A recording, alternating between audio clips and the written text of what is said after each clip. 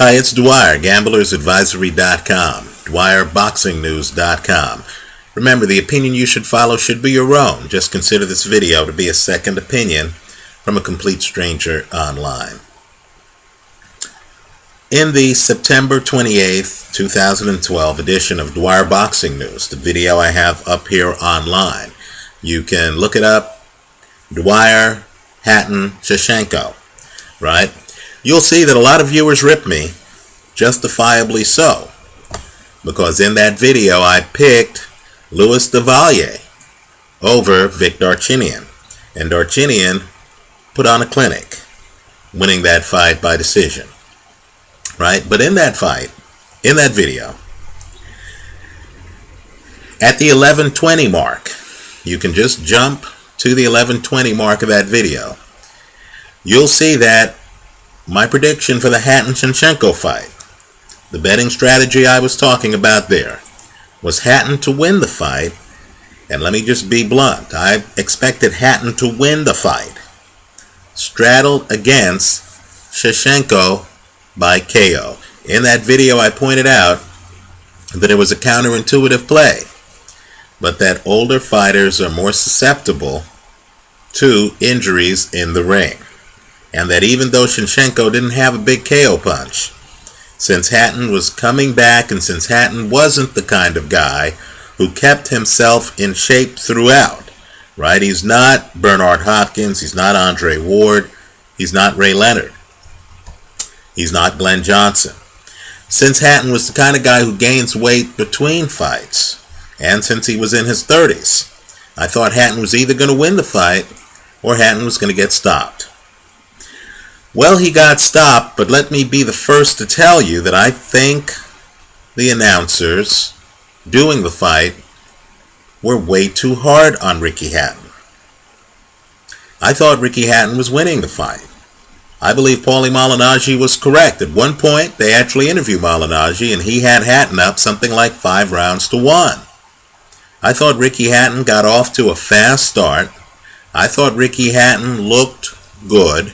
The guy putting in the great body punches was actually Ricky Hatton. It wasn't Senchenko, right? If you look at Hatton's left hand, he's drilling Senchenko's body throughout. I thought Hatton easily took the first 3 rounds. I thought he hurt Senchenko. Senchenko a few times in this fight does a Manny Pacquiao move. He stretches his arms out as if to say, hey, is that all you got? That was after getting clubbed by punches. You actually saw him getting clubbed by punches on the replay. Hatton looked good. He was in shape. He was coming forward. I believe all Hatton had to do to win this fight was stay on his feet. Now this punch is really, the punch that ends it, is really the one punch type of knockout. And understand, I don't believe there was much that Hatton could do with it. The punch is straight out of Bernard Hopkins against Oscar De La Hoya. These liver shots finish you. They take your legs. If you hit a guy in his prime to the liver and the guy is not prepared for it, he's going to go down and he'll be conscious, right? When you see Oscar De La Hoya hit the canvas, he's conscious, right? But your legs just won't cooperate. And unfortunately, the sport only gives you 10 seconds to get back to your feet. So I was actually encouraged watching Ricky Hatton, right? The holes in Ricky Hatton's game, quite frankly, are holes that have always been in his game. They're not new. I know the announcer was saying, oh, Ricky Hatton didn't have his timing down.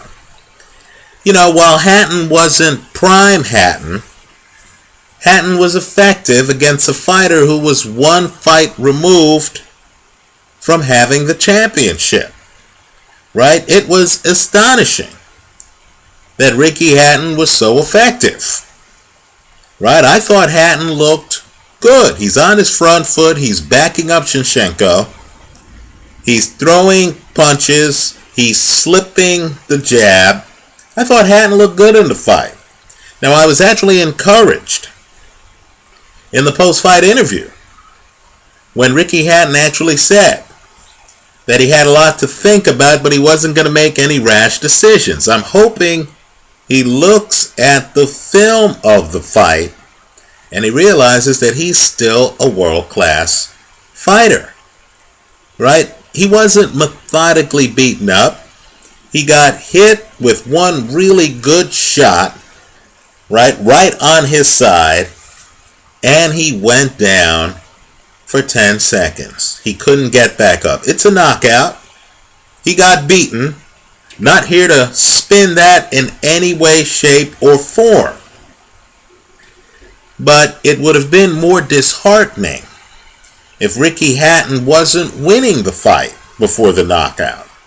It would have been more disheartening if Ricky Hatton was getting methodically taken apart before the knockout. Now, I know Senchenko won some of the later rounds, but those rounds were spirited. There's never a round in this fight, and I mean never a round in this fight where you think that Ricky Hatton has lost at 10-8. Never a round. So what you have here is a guy who knows he can do better, right? This version of Ricky Hatton is the version that's rusty, right? 3.5 years later, right? Ricky Hatton knows he can sharpen some things up. You have a rusty former champion fighting a guy who just lost his championship. We get into the 8th round. He's winning the fight. At the end of the 8th round, he gets hit with a very hard body shot. It's perfectly placed, right? From an opponent who hasn't been hitting him to the body, certainly hasn't been throwing that punch with regularity. It's a left hand, right? Hasn't been throwing that punch with regularity. Hasn't even invested body punching throughout the fight. It hits Hatton perfectly. I mean, on the replay, it looks like the perfect body punch. Just like Hopkins' perfect body punch on De La Hoya. Hatton goes down. Hatton's counted out. Is he washed up? I'd say no. The problems Hatton had, being too square. You know how I'm biased. You know how I like how guys like Floyd, Broner, Froch, Vladimir Klitschko give you a side profile, right? And so, you know, they have a shoulder in the way. They have some body armor. They'll drape a hand like this, right? They'll tuck a shoulder like this. They'll hide their upper body. So even though they're right in front of you, they're hard to hit, right? Their upper body is elusive, right? Ricky Hatton's different. Ricky Hatton isn't tucking a shoulder and turning sideways. One of Ricky Hatton's problems, and it's always been a problem, is he's facing you, right? His upper body isn't hidden, it's in front of you. What he's trying to do is he's trying to just dodge his way in, kind of like Mike Tyson, right? But there's a difference between him and Mike Tyson. Mike Tyson actually had his hands up. You remember Mike Tyson looking like this, right? Tyson had his hands up. So as Tyson comes in and you throw a punch, the punch would hit a Tyson forearm before it hits him flush. Well, the problem with trying to just duck your way in, right? We'll call it Ray Leonard. The problem with trying to Ray Leonard your way in, just kind of like duck in and stuff, is unless you're Ray Leonard with ridiculous upper body movement, you're going to get hit by some punches on the way in, right? That's the way Ricky Hatton does it. He's an offensive fighter. He doesn't have anything tucked. He has his hands like this. He's not turned to the side like Froch hit him, where it's like, how do I find Carl's body? No, this is the body's all here. And he's just trying to dodge the punch, come in, and throw his punches. So yeah, there are going to be times in a Ricky Hatton fight, whether it's this Hatton or whether it's prime Ricky Hatton, there are going to be times in a Hatton fight where you see his head snap back. You know that. Also, what's Ricky throwing? understand the guys who throw jabs, just the nature of a jab is going to protect part of their head, right? If I'm throwing a jab, you're going to have a very hard time getting a right hand over my jab, especially if I'm doubling up on the jab, right? You see Vladimir Klitschko throwing a jab, understand he's not only hitting you, he's defending himself, especially if he has his head tucked a little. Just angle the head a little bit to the side as he throws the jab, right? This Ricky Hatton really wasn't throwing a lot of jabs. Certainly he wasn't throwing double jabs or things like that, right? Ricky's game is to come in with power shots. You know it, I know it, the opponent knows it. That's not a function of age. That's Ricky Hatton stylistically, right? Also, let's face it too. If I'm fighting Carl Froch or Floyd or whoever, right? You know, I'm not sure whether they're going to be pursuing me from the first round. Take a look at that Youssef Mack fight. Take a look at the early part of the Lucien Boutte fight. You know, Carl Froch is biding his time. He's waiting to ambush you, right? Even a heavy hitter, David Haye. David Haye doesn't just jump on you from the opening bell. Take a look at the Audley Harrison-David Haye fight, right? The two guys were criticized for a lack of action in the first round, right? Because David Haye, as quick-handed as he is, as two-handed as he is, as hard as he punches, as offensive as he can be when he turns it on, right? David Haye bides his time, right? He's not always on his front foot. Well, you and I know that's not Ricky Hatton, right? Ricky Hatton is not only exposed to you, Ricky Hatton's coming forward. He's trying to cut off the ring, right? So, you knew that Senchenko knew where to find Hatton. He didn't have to look for Hatton on the other side of the ring. He knew Ricky Hatton was going to be right up in his face. And he also knew that if he moved back, Ricky Hatton was going to come forward. Right? That's a little different than some of the other fighters we've talked about. Froch, Floyd Mayweather. Right? You know, when you move, they don't necessarily move with you. Right here, you knew Ricky Hatton was going to move, so you understood that Ricky Hatton's predictability would give his opponent an opportunity to set traps. That's not new. That's not age-related. That's not 2012 Hatton. That's also 2008 Hatton. That's 2007 Hatton. That's who Ricky Hatton is. Right? The reason Ricky is successful is he's willing to take risks in the ring. The reason he destabilizes opponents is they look at him, they see his upper body, but it's a devil's bargain. You open up on Ricky Hatton, you're open for Ricky Hatton. Right? Ricky Hatton wants to come and fight you. That's who he is. He's not trying to hide from you for 12 rounds or 10 rounds in this case. He's in front of you. So let's not act surprised like these announcers were that Ricky Hatton was getting hit. Ricky Hatton always gets hit. I mean, was there ever a time where you considered Ricky Hatton to be a defensive fighter? The bottom line is this. Ricky Hatton showed up, only he was rusty. He was out the ring for 3.5 years. Right? And, of course, Ricky Hatton decided to jump in the deep end of the pool. Right? Who's he fighting? He's fighting a guy who just had the belt. Right? Just had the belt. And so, of course, Ricky Hatton gets countered. He's ahead in the fight, folks. He doesn't get stopped in the first round or the second round. He's not blown out. He's ahead in the fight. We're toward the end of the fight. The fight's past the 75% mark. Understand, the round he gets stopped in, he doesn't get stopped early in the round. He gets stopped at the end of the round. When he goes down, he's not dazed and confused. He's completely lucid. Completely. He just gets hit by a liver shot. The kind of shot that has stopped other world-class fighters. Right? That's a punch that quite frankly is one of the better punches in boxing. Let me also say too, and in fairness to Ricky, he wasn't exactly fighting Mike McCallum. He wasn't fighting a body snatcher guy, a guy with a reputation for body punching. No, he's fighting Senchenko, a jabber. So you have a fluke ending here. You have a jabber throwing the perfect body punch.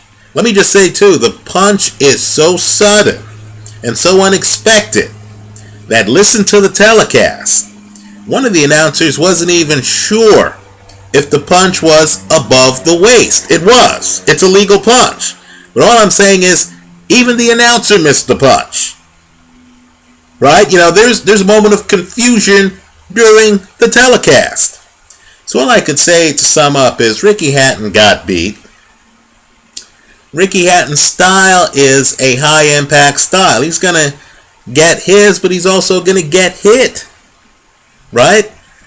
Let's not look at the fact that Hatton got hit as a sign that he's over the hill. There are many fighters still fighting who have less in the tank than Ricky Hatton.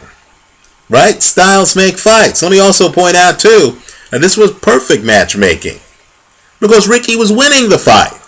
He wasn't getting blown out. I hope the British papers are fair to Ricky tomorrow and don't have headlines saying, magic is gone. It's over for Ricky Hatton. Let me also say this too. You see a Bernard Hopkins, well into his 40s, in fact, late 40s, almost 50, right? And he's still fighting at a championship level. But let's understand that Bernard Hopkins hasn't had a donut for more than 10 years, right? These are guys who are always in shape. Let's remember Ray Leonard, who was out of the ring like Ricky for like 3 years or whatever, and came back and actually did well against Marvin Hagler. Well, keep in mind, first the obvious, and I'm not here to say Senchenko's Marvin Hagler. I'm not here to say that. But understand that Ray Leonard-Hagler fight was close, right? I would argue that that fight was closer than this Ricky Hatton-Senchenko fight. Right? We didn't look at the Ray Leonard-Hagler fight and think that Ray Leonard may have won the first 5 rounds. Not only that, the Ray Leonard-Hagler fight was a 12-rounder, not a 10-rounder. And so, think about it. Here you have a 10-rounder. Ricky Hatton may have won the first 5 rounds of this fight. Right? Ricky Hatton, in some ways, was doing better than Ray. But also understand the difference between the two guys. I've never seen Ray Leonard with a gut. Never. Ray Leonard had health problems in the 80s. He had detached retinas. But Ray Leonard was always in shape. You know the guy I'm talking about. He's the guy who can literally go play basketball all afternoon. He's in that kind of shape. We all have friends our age who are just in great shape. Those are the guys who are able to hop back in the ring and actually be close to where they were. Now, Ricky Hatton admitted after the fight he had to lose 4 stone to make weight here. Right? He admitted he's not that guy. He's not Bernard Hopkins. Bernard Hopkins is staying away from donuts. Ricky Hatton's eating the donuts. Right? Bernard Hopkins is in bed at 10 o'clock. Ricky Hatton, by his own admission, was staying out late at night. I'm not going to get into the entire Ricky Hatton lifestyle, but I'm sure Ricky Hatton fans know that Ricky Hatton, quite frankly, was a man about town. Well, you and I know that doesn't dovetail well with a long career in boxing, right? Vitaly Klitschko, he's always in shape. You know Vitaly Klitschko is not at the pub as late as Ricky Hatton was, right? You know Vitaly Klitschko has probably never had to lose the weight before a fight to get in shape that Ricky Hatton had to lose before this fight. And so my point is this. Ricky Hatton's trying to come back. Let's give him an opportunity to do just that. Let's give him an opportunity to shake off the rust and get himself in tip-top fighting shape. Really, the reason he lost, it's a fluke ending, but it's also because Ricky Hatton challenges himself. He picked a tough opponent, right? This guy is not just hypothetically championship level. This guy had a title. This guy's a former champion, right? That's who beat Ricky Hatton.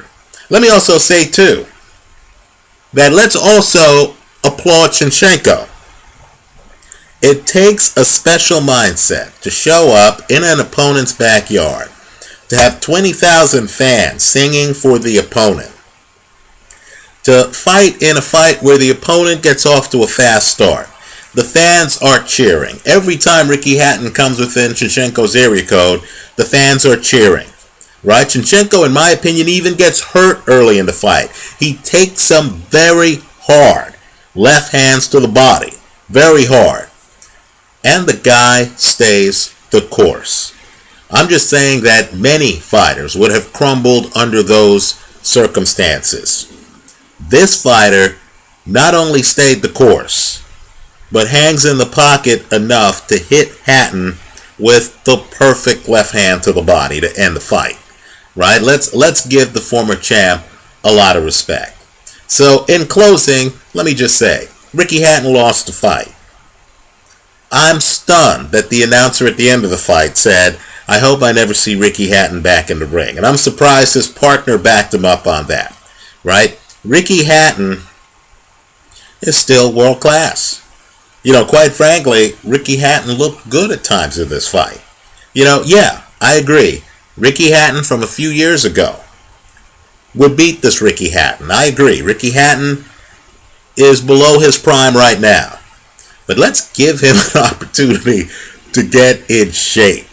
How many of us, being off the job 3.5 years, can step back in and be exactly where we were? Right? I mean, what baseball player would be able to come back 3.5 years later and just pick up where he left off? Right? Ricky Hatton's trying to still get around on his fastball. He picked a tough opponent, and even with that tough opponent, he was winning the fight and got hit, in my opinion, by a fluke punch. I hope the press is fair to him. While I was a skeptic who believed this would end badly when it was first announced, and then thought that Ricky Hatton style-wise would beat Senchenko when the opponent was announced, let me just say that a lot of my skepticism has dissipated. Hatton proved to me that he's still world class. Does he get hit? Absolutely. You tell me, when has Hatton not gotten hit? Aren't his problems really more stylistic than age-related? Let me also say, too, that, while his stamina started to go in the later rounds, I didn't think he was going to get knocked out until he got hit in the ribs with that perfect punch. Right? It wasn't like Ricky embarrassed himself at all. Let me know what you think. Leave your comments for me here online. I know Hatton's going to get ripped all over YouTube. Let's just say that I'm one of those who actually believes that Hatton looked good. And quite frankly, his aggressive style would really hurt some people. I'd love to see Ricky Hatton against Paulie Malignaggi. Put me down in that camp. Let me hear from you. Leave your comments for me here online. Visit us at gamblersadvisory.com. Thanks for stopping by.